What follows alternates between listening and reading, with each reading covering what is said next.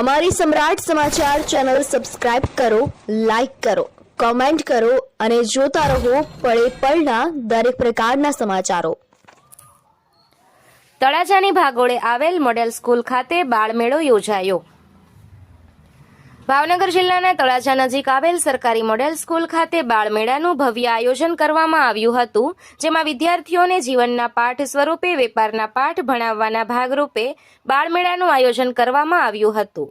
તેમાં વિદ્યાર્થીઓએ પાણીપુરી, બટેટા ભૂંગળા, ભજીયા, લચ્છી, બદામ શેક, સલાડ, સેન્ડવીચ, લીંબુ શરબત, ખારી શીંગ, ચણામઠ વગેરે પૌષ્ટિક આહારની વાનગી બનાવીને વેપાર કરીને નફો મેળવ્યો હતો। આયોજનમાં મોટી સંખ્યામાં બાળકોએ ભાગ લીધો હતો।